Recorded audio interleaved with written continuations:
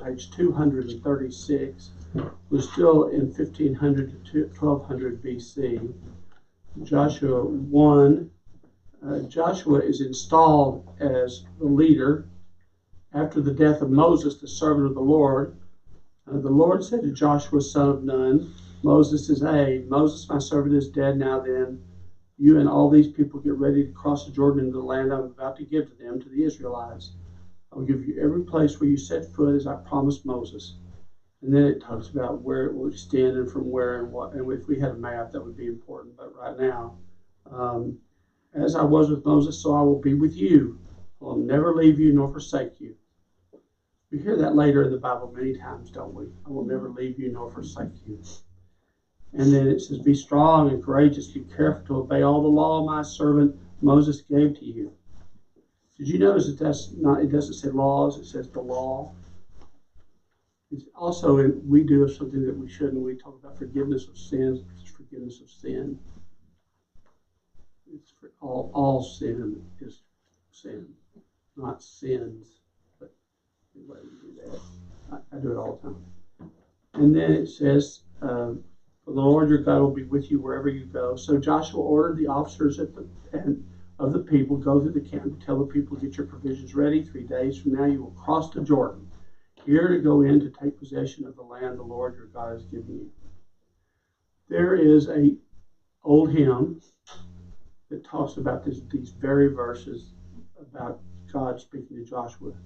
And the song says, you will not have to cross Jordan alone. Do you remember that hymn?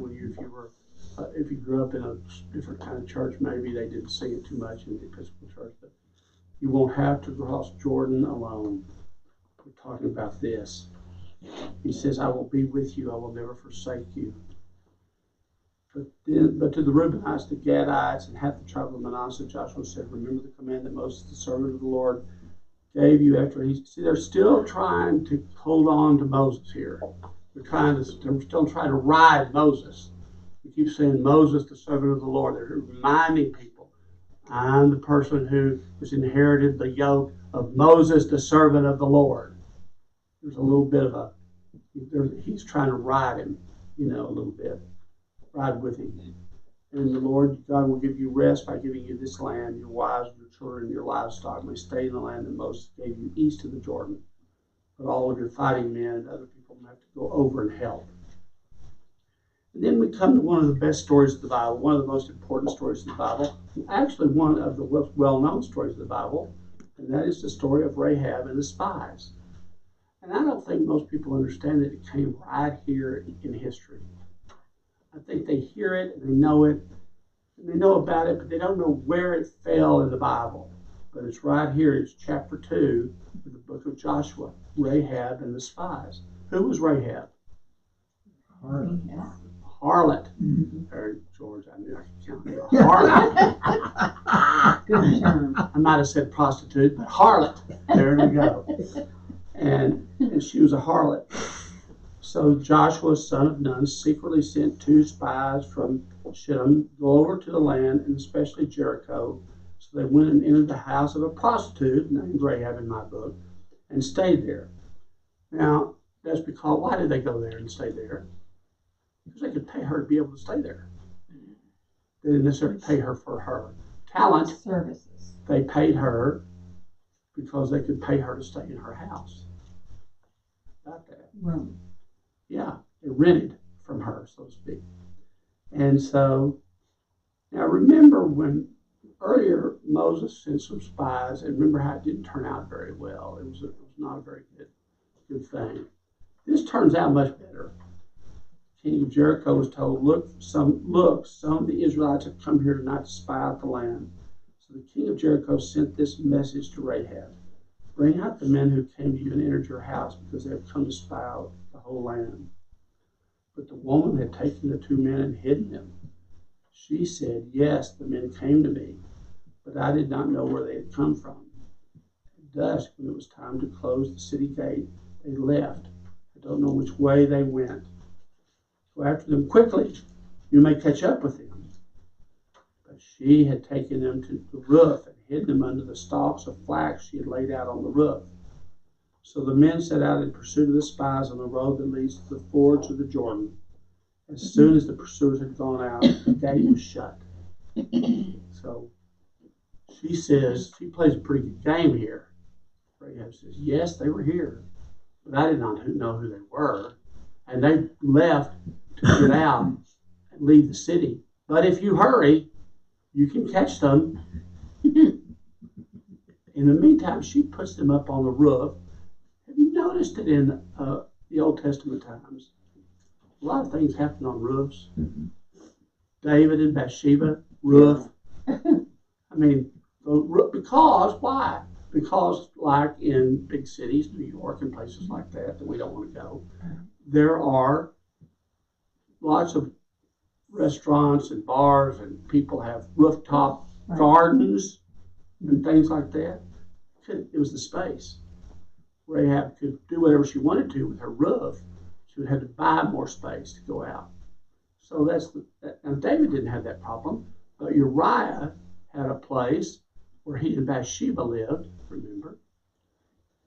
And so David, from his higher, loftier rooftop, saw down and saw Bathsheba. So anyway, I'm just trying to point out the fact that in the Bible, rooftops were valuable property. They were valuable property. No more, no less than that. And so she went up and had flaxen laid out and hid these spies. And then she waited until these people left the city. King of Jericho's people left the city. And when they left the city and the gates shut behind them, that meant what? They couldn't get back in that night. So they had time. Now they have time. So then it says, before the spies laid down for the night, she went up to the roof and said to them, I know that the Lord has given you this land, and a great fear of you has fallen on us, so that all who live in this country are melting in fear because of you. So I guess the word had gotten out somehow, hadn't it? Wonder how that happened. What do you think? Maybe God planted that word in these people's hearts. I'm coming. I'm coming. My people are coming. I promised them they're coming. What do you think, George? How do you think she knew that? There was a leak from the highest source. From the highest source. That would be God. I think you're agreeing with me there in a roundabout way. That's right. The 10 spies that came preceded.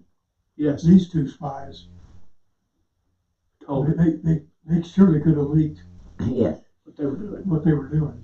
That's right. So she knows it. This prostitute knows it. Prostitutes know everything, because they hear it from everybody. So they know everything. So she says this, and she says, we have heard how the Lord dried up the water of the Red Sea for you when you came out of Egypt, and what you did to Sihon and Og, the 2 kings of the Amorites east of the Jordan, whom you completely destroyed. When we heard it, our hearts melted in fear, and everyone's courage failed because of you. For the Lord your God is a God in heaven above and on the earth below. Now this is a prostitute who is now declaring for your God, the Lord your God is God in heaven above and on earth below. Why is this interesting? This is interesting to me because we have people who traveled with Jesus who didn't understand that part about a God in heaven, didn't they? We had Mary, we talked about it last night. Those of you who were here, God bless you, everyone. Mary, remember, one of Mary's issues was she had her 2 sons, and she goes to Jesus and pesters him about who will sit at your right and your left. And he talks to her about this. It's not the kingdom, and she doesn't get it. Even though an angel had appeared to her and said, I'm an angel of the Lord, blah, blah, blah. She didn't get it. This woman gets it. She says, you are the Lord your God in heaven above and on the earth below. That's pretty powerful now. And it goes on to say, now please swear to me by the Lord that you will show kindness to my family because I have showed kindness to you. This is another trait in the Bible, in the Old Testament especially, that you can pick up on as we go forward. people don't ask for much for themselves, they ask for their families. Now, why was that? How do you think that is, that they ask for their families? What do you think? Tribal nations. What? The tribal nations. They want to continue Posterity. their line. Posterity. They want to continue their line. So if they have family, they're worried about their descendants and their line and not themselves. So that's interesting, I think. And then it says, and then it says, I have shown kindness to you. Give me a sure sign that you will spare the lives of my father and my mother, my brothers and sisters, all who belong to them, that you will save them from death. Our lives for your lives, the men assured her. If you don't tell what we are doing, we will treat you kindly and faithfully when the Lord gives us this land. So there's the deal. So she let them down by a rope through the window. The house she lived in was part of the city wall. She said to them, go to the hills so the pursuers will not find you. Hide yourselves there 3 days until they return, and then go on your way. Now the men had said to her, this oath you made us swear will not be binding on us, unless when we enter the land you have tied this scarlet cord in the window through which you let us down, unless you have brought your father and mother, your brothers, and all your family into your house. If any of them go outside your house into the street, their blood will be on their heads. We will not be responsible. As for those who are in this house with you, their blood will be on our head if a hand is laid on them. But if you tell what we are doing, we will be released from this oath you made us swear. Agreed, she said. Let it be as you say. There was a certain way they used language in those days. It's been translated down in most of the Bibles. Mary said last night, let it be with me, according to thy word. Let it be as you say. That's the way they sort of talked. So she sent them away, and they departed, and she tied the scarlet cord in the window right away. She wasn't sure exactly how long it would be. When they left, they went into the hills and stayed there 3 days until the pursuers had searched all along the road, and returned without finding them. Then the 2 men started back. They went down out of the hills, forded the river, and came to Joshua, son of Nun, and told him everything that had happened to them. They said to Joshua, the Lord has surely given the whole land into our hands. All the people are melting in fear because of us. So that's the story of Rahab, at least this far. In chapter 3, we move forward, and it talks about early in the morning, Joshua and all the Israelites set out from Shittim and went to the Jordan, where they camped before coming over. After 3 days, the officers went throughout the camp, giving orders to the people, when you see the ark of the covenant of the Lord your God, and the Levitical priest carrying it, for to move out from your positions and follow it. Then you will know which way to go, since you have never been this way before. But keep a distance of about 2,000 cubits between you and the ark. Do not go near it. Joshua told the people, consecrate yourselves, for tomorrow the Lord will do amazing things among you.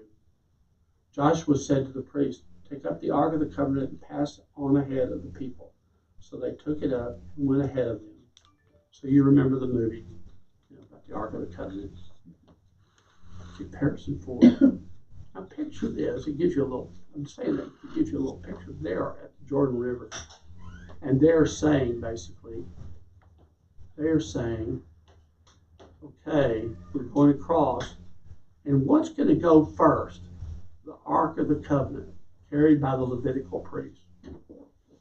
Now, it comes to my mind, maybe yours, why would they lead with that so that they could get killed? And the Ark of the Covenant could be destroyed because there's no one to protect it.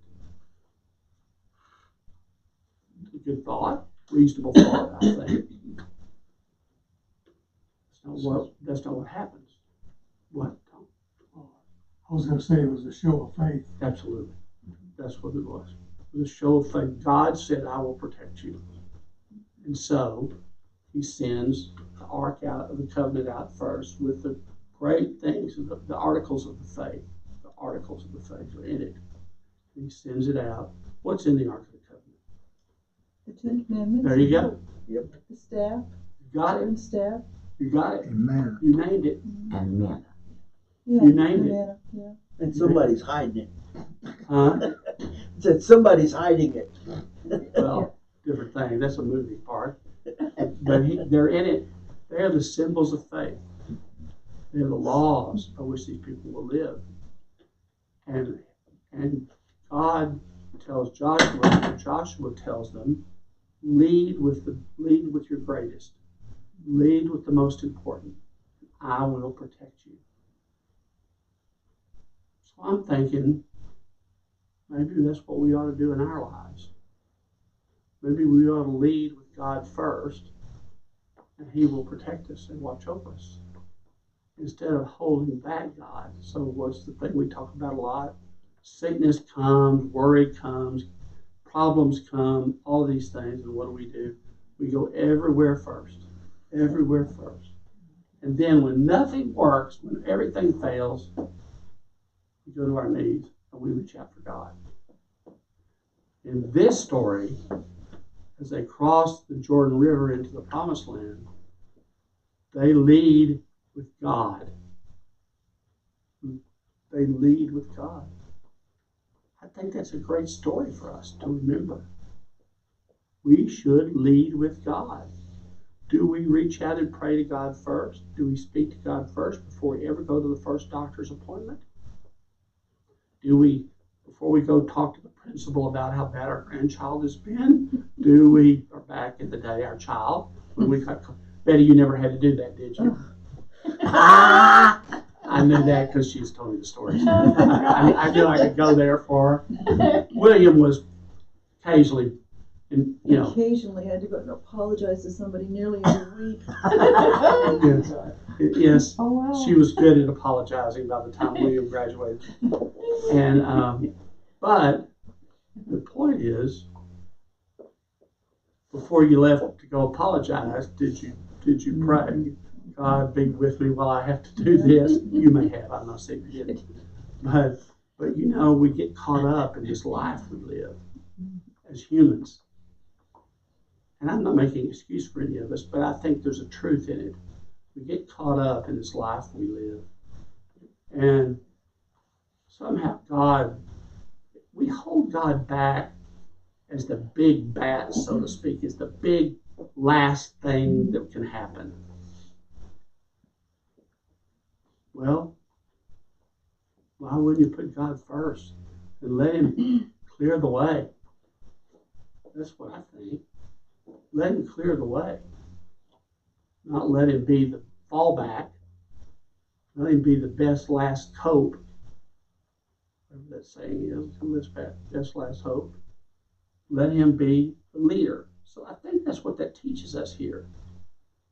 And so he talks about going over, he talks about, all of that. And then he says, today I will begin to exalt you to Joshua in the eyes of all Israel, so they may know that I am with you as I was with Moses. Tell the priests who carry the Ark of the Covenant, when you reach the edge of the Jordan's waters, go and stand in the river. Joshua said to the Israelites, come here and listen to the words of the Lord your God. This is how you will know that the living God is among you, and that He will certainly drive out before you the Canaanites. He goes on to name all the people. See, the Ark of the Covenant of the Lord, and the earth of all the earth will go into the Jordan ahead of you. Now then, choose 12 men from the tribe of Israel, one from each tribe. As soon as the priests who carry the Ark of the Lord of all the earth, set foot in the Jordan, the waters flowing downstream will be cut off and stand in a heap. So when the people broke camp to cross the Jordan, the priests carrying the Ark of the Covenant went ahead of them. Now the Jordan is at flood stage, all during harvest. Yet as soon as the priests who carried the Ark reached the Jordan, and their feet touched the water's edge, water from upstream stopped flowing. It piled up in a heap a great distance away at a town called Adam in the vicinity of Zarethan, while the water flowing down to the Sea of Arabah, that is, the Dead Sea, was completely cut off. So from where they were to the Dead Sea, the water was cut off. Wow. It's pretty powerful. And it says then, so the people crossed over opposite Jericho. The priests who carried the Ark of the Covenant of the Lord stopped in the middle of the Jordan and stood on dry ground, while all Israel passed by until the whole nation had completed the crossing on the dry ground. The whole nation, 12 tribes. Remember all these numbers that they gave us earlier? 70,000 people. Remember they talked about that, and there were lots of numbers. But imagine these men stood in the middle of the Jordan River, and it became dry all the way to the Dead Sea. A miracle. And everyone came by. God was helping Joshua just like he helped Moses when he parted the Red Sea. Because, we'll talk about this today, or I will. You may not know this, you'll get a little preview now, a little secret. Jesus' raising from the dead of Lazarus was his last great sign and wonder before he was crucified. That's it. And actually before he was raised from the dead, because he didn't raise himself from the dead, God raised him from the dead. So the last miracle that Jesus performed was raising Lazarus from the dead. They call it a sign or a wonder. That's what they call it. So that's just a little thing today, from today. But here, God is performing this great sign, this great miracle, not only to let the people get across, but to let them know that Joshua is in charge, is their leader, chosen by God. Because they didn't have any other way to know. Remember what I said, it was a story. Israel was a storytelling nation. Remember what Rahab said? We have heard the stories of the Dead Sea. I mean, of the Red Sea and how he parted it and let them. She knew that they had heard that story. She said, "We've heard those stories." And now he's at their gate, and she's worried because the God of all heaven and earth, she said, is now at her gate. I'd be worried too, especially if I were a harlot. George's word today, harlot. If I were a harlot, I'd be worried. If I were living there, it tells us exactly the point. It says right here, they passed over, they crossed the Jordan. Priests carried the ark of the covenant as the Lord stopped in the middle of Israel, and Israel passed him over until the whole nation had completed the crossing on dry land.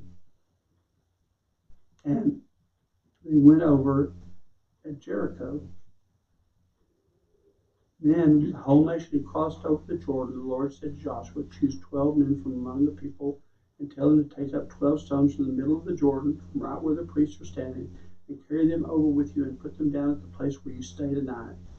So Joshua called those people together, and they went over there and they did that. And then it said, what do these stones mean? Tell them that the flow of the Jordan was cut off before the Ark of the Covenant of the Lord. When it crossed over the Jordan, the waters of the Jordan were cut off. These stones are to be a memorial to the people of Israel forever. Why did they need all these memorials and these things they built all in the desert? Remember when they went to the desert, every time they'd stop, they'd build an altar or a memorial or whatever. Why did they need to do that? It's a pretty simple answer, really. So they would remember. As Yes. a record. As As a record. a record. Because they didn't have what? A Bible. I remember I talked about it. They didn't have anything written. No, well, the Ten Commandments. Except Yeah. those tablets in stone written. But they didn't by have. God. But they didn't have anything, so they needed tactile things that they could go back to and take their son or their grandson. One day there was a time when we were over there, see across the river, and the ark came out into the middle, carried about 12 men, and God, our God who took us out of Egypt. That's how they would have talked about it. The God who took us out of Egypt and who stopped the Red Sea, and they tell that story to their imagine them standing there holding these little children in their hands and saying, and God did this and did that, and they, and here are the stones that God had us place right here. Reach down and touch them. These are the stones God had us in memorial of us moving across into the promised land. Don't ever take this for granted. This is where it happened. This is how it happened. And I'm here to tell you. I mean, we, on the other hand, say we read the Bible and hear the story. We read the story, which is great. But they didn't have the Bible, so they had to take those kids in their hands and tell those stories. That's a storytelling nation. That's what it was like. If you picture it like that, it's much more powerful, I think, than when we just say, oh, they were a storytelling nation, whatever. When you picture them taking their children and going there, their grandchildren and their great-grandchildren down through the ages and seeing those stones and telling that story, you can never forget it. People come to Kerrville and go to the cross. So that's that. And then it says, then they talk about the Israelites did as God commanded, and then it talks about the priest carried the ark, remained standing, and then after it says that day, after 40,000 armed for battle crossed over before the Lord in the plains of Jericho for war, that day the Lord exalted Joshua in the sight of all Israel, and they stood in awe of him all the days of his life, as they stood in awe of Moses. Command the priest to carry the ark of the covenant, come out of the Jordan, and the priest came out of the river carrying the ark of the covenant. No sooner had they set their feet on the dry ground than the waters of the Jordan returned to their place and ran at flood stages before. On the 10th day of the first month, the people went up from Jordan and camped at the Gilgal on the eastern border of Jericho. And Joshua set up at Gilgal the 12 stones they had taken out of the Jordan. He said to the Israelites, in the future, when your descendants ask their parents, what do these stones mean? Tell them Israel crossed the Jordan on dry ground. The Lord your God dried up the Jordan before you until you crossed over. The Lord your God did to Jordan what he has done to the Red Sea when he dried it up before us so we could cross over. He did this that all the peoples of the earth might know that the hand of the Lord is powerful, and so that you might always fear the Lord your God. And then he goes on to talk about, at that time the Lord said, Joshua, make flint knives and circumcise the Israelites again. But they're happy about that. And Joshua made the flint knives and circumcised the Israelites at Gilboa Haratha. And now when he did so, this is why he did so. All those who came out of Egypt, all the men of military age, died in the wilderness on the way after leaving Egypt. All the people that came out had been circumcised, but all the people born in the wilderness during the journey from Egypt had not. The Israelites had moved about in the wilderness for 40 years until all the men who were of military age when they left Egypt had died, since they had not obeyed the Lord. Remember, he kept killing them? Remember, he'd say, some of you are going to die right here, and some of you will never last because they just died of age. Some of them just died of age. He didn't keep them alive.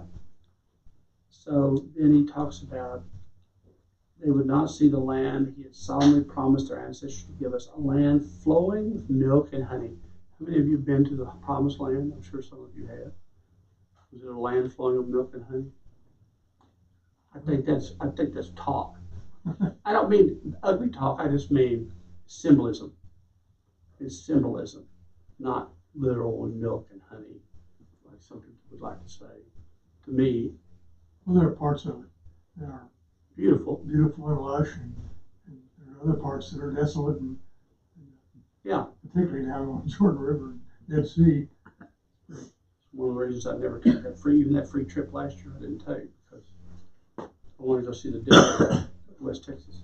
But anyway, he shows all this and tells this over again. Today I've rolled away the reproach of Egypt from you.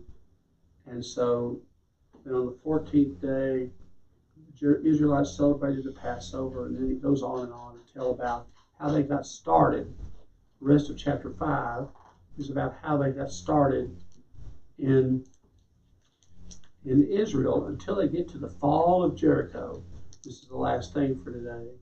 Now, when Joshua was near Jericho, he looked up and saw a man standing in front of him with a drawn sword in his hand.